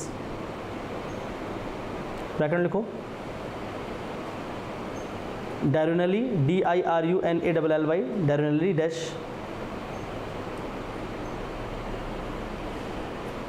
around dash कर लिखो around 15 degree, comma seasonally फिर dash around 30 degree. इतना difference है। केरला में क्या हो रहा है, अगर दिन का टेम्परेचर है 30 डिग्री तो रात भी 30 के ही आसपास होता है, 30, 29, 28 ऐसा। अगर वहाँ पर विंटर का टेम्परेचर है कितना, 33 डिग्री या 30 डिग्री, तो समर का टेम्परेचर भी वहाँ पर कितना है, उसी के आसपास है, बहुत ज़्यादा नहीं होता, बिकॉज ऑफ मैरीटाइम इफेक्ट, क्योंकि बगल में क्या है, ओशियंस। पर अगर लद्दाख में बात करें तो अगर समर की बात करें तो अगर वहाँ पर डे का टेम्परेचर समर पे अगर 10 डिग्री है, 10 से 12 डिग्री होगा, उससे ज़्यादा नहीं होता, कभी कभी 20 डिग्री, तो रात का टेम्परेचर उससे 15 डिग्री ही कम होगा लगभग। पर अगर हम लोग वहीं पर बात करें सीजनली, तो जो समर का टेम्परेचर अगर 20 डिग्री जा रहा है तो विंटर का टेम्परेचर इवन -20 तक भी जाता है। तो उसी चीज़ को वहाँ पर हमने मेंशन किया। और ये क्यों हो रहा है, क्योंकि उसके इंडिया के लैटिट्यूड के हिसाब से ये वेरिएशन हमें दिख रहा है। हम रीजन के स्पेसिफिक अगर बात करें इंडिया पे, तो लैटिट्यूडनल के कारण इतना ज़्यादा हमको जोग्राफिकल डिटेलिंग मिल रही है, ठीक है ना। इवन आप बात करोगे तो डे एंड नाइट आवर्स में भी डिफरेंस होगा। केरला में अगर डे एंड नाइट का आवर देखोगे तो लगभग सेम रहेगा थ्रू आउट द ईयर, पर लद्दाख में डे एंड नाइट आवर बहुत वेरी करेंगे, क्योंकि लैटिट्यूड अगर बात करेंगे तो लैटिट्यूड इवन उस रीजन के डे एंड नाइट को भी इन्फ्लुएंस करता है कि आप किस लैटिट्यूड पे हो। जिस लैटिट्यूड पे उसके हिसाब से सनसाइन हो रहा है, समझ आ रहा है सब। जैसे कि हम लोग बात करेंगे कि हमारा जो टेम्परेट रीजन है, खासकर जो हिमालय का रीजन है, या बोल सकते हैं आपका लद्दाख होगा या जम्मू कश्मीर होगा, वहाँ पर बाकी इंडिया से दिन की लंबाई कम होगी हमेशा। They have the day length minimum than the other part of the India, समझ आ रहा है। तो ऐसे कुछ बेसिक ऑब्जर्वेशंस हैं, उसको ध्यान रखना है बस, वो स्टडी के साथ खुद अंडरस्टैंडिंग में आ जाएगा, उसको लिखवाना तो नहीं पड़ेगा कि it also influence the length of day and night, लिख लो नहीं तो नोट करके, नहीं तो कई लोग फिर उसमें परेशान हो जाते सर क्या बोल दिए, ठीक है ना। तो इट इन्फ्लुएंस द क्लाइमेट, उसके साथ साथ डे एंड नाइट का जो लेंथ है उसको इन्फ्लुएंस करता है।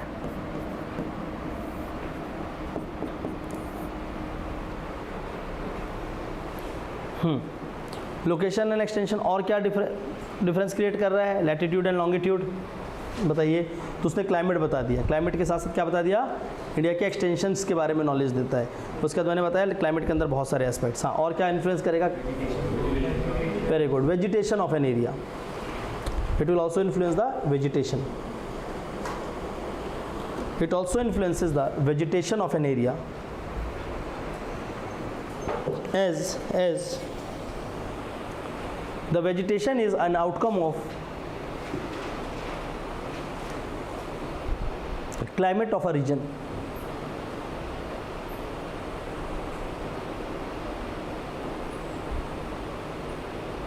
For example,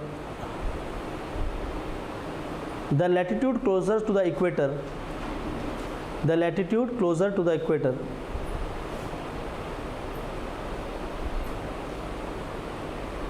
receive more rainfall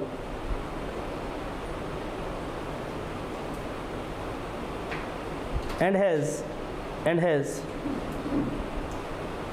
the rainforest and has rainforest. Example लिखो Kerala,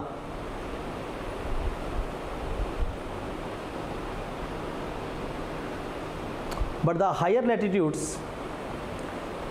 latitudes has cold weather condition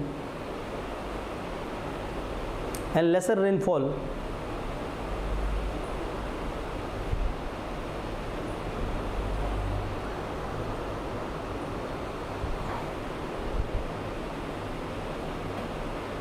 because of which the temperate grasslands are found.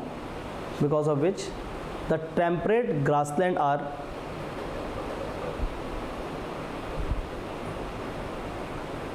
found. For example, the northern plains of India. The northern plains of India.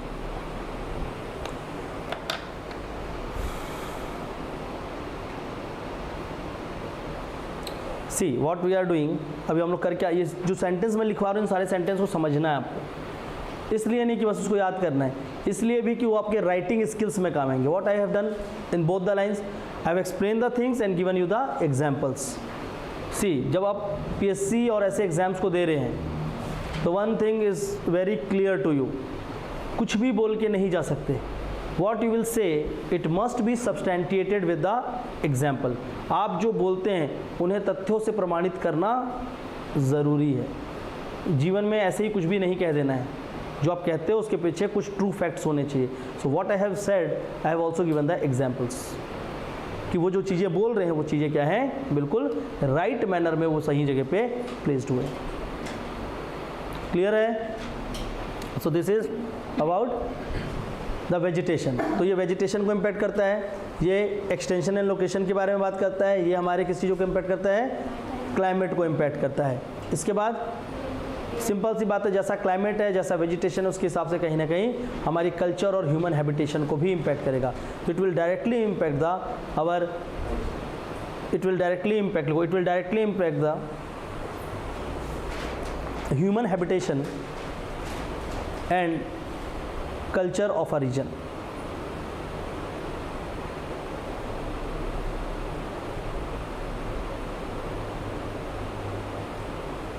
Culture of a region। Full stop। The region with the extremes of climate will have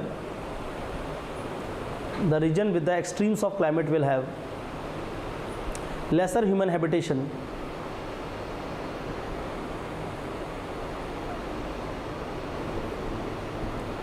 extremes of climate will have lesser human habitation, but the area with favorable climatic condition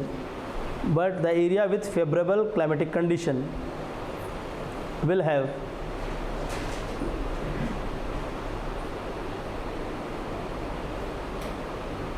higher concentration of population,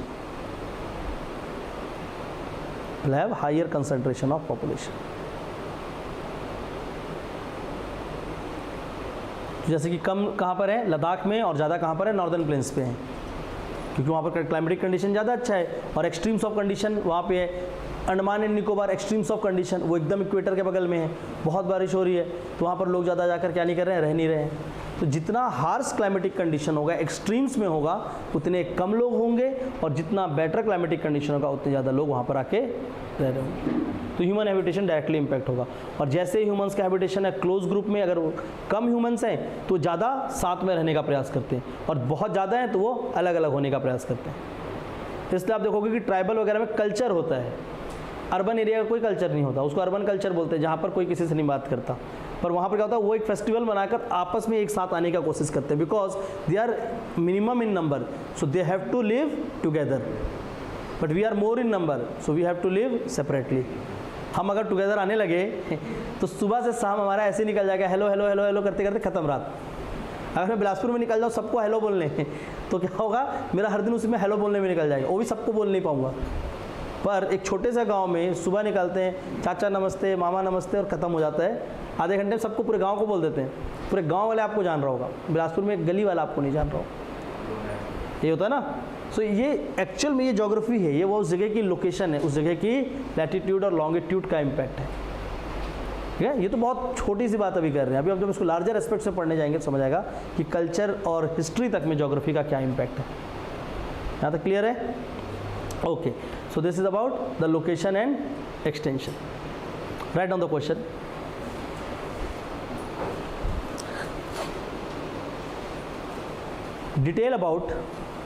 Detail about the latitudinal and longitudinal coordinates of India. छोटा question है, छोटे में लिखना है, ठीक है ना। So you have to write in 6 to 8 lines. अभी मैं आपको नंबर और लाइन्स नहीं बताऊंगा, आप जितने में बनेगा उतने में लिखना है। Next question, give the importance of latitudinal and longitudinal extent of India. Give the importance of latitudinal and longitudinal extent of India.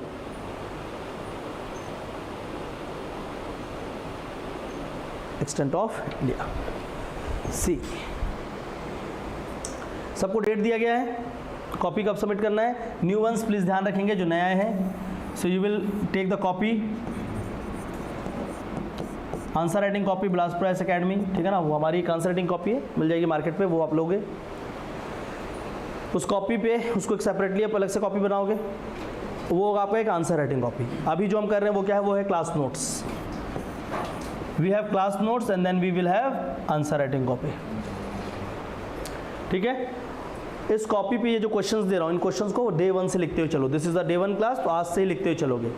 Week में आपको एक दिन दिया जाएगा, उस दिन आप अपनी कॉपी सबमिट करोगे और वो चेक होकर आपको मिलेगी रिव्यू के साथ। अब इस कॉपी में जब लिख रहे होगे तो again you will leave some space for review, या तो आपको क्वेश्चन के नीचे ही छोड़ देना 2 लाइन, तो रिव्यू वहाँ पर किया जा सके, जो पॉइंट आपने ऐड नहीं किया उस पॉइंट को ऐड किया जाए।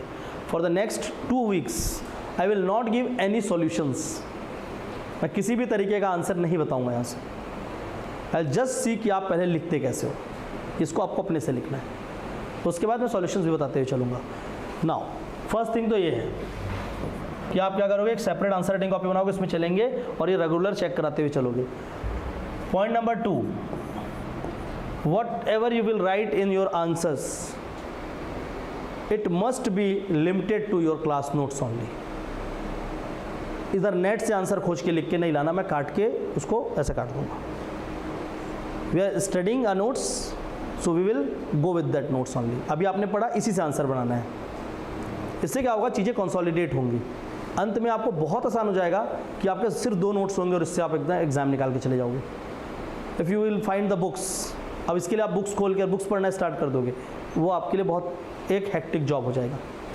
एंड फ्रॉम टुडे ओनली, अब आज से ही आप क्या स्टार्ट करोगे, रीडिंग ज्योग्राफी की जो बुक है NCERT, the NCERT with the name Indian environment बताया था। उसमें जो चैप्टर होगा किस पे, पहला चैप्टर होगा इंडिया के लोकेशन और एक्सटेंशन पे। सो स्टार्ट रीडिंग दोस चैप्टर्स। ये पढ़ लिया, उस चैप्टर को पढ़ के समझना है। अब उस चैप्टर को पढ़ने के बाद क्या होगा, यहाँ जो बताया ये तो पूरी अंडरस्टैंडिंग है। उस चैप्टर को पढ़ने के बाद क्या होगा, कुछ बेसिक चीज़ें और वहाँ लिखी होंगी।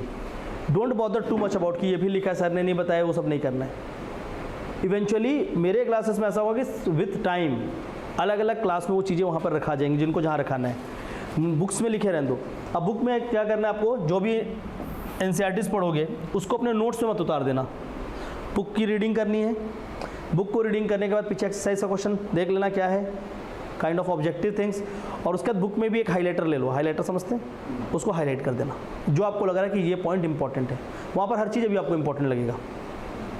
सबसे अच्छी बात होगी एनसीईआरटी का हर लाइन इंपॉर्टेंट लगेगा, पर कुछ कुछ चीज़ों को, फैक्ट्स को वहाँ पर आप लिख सकते हो।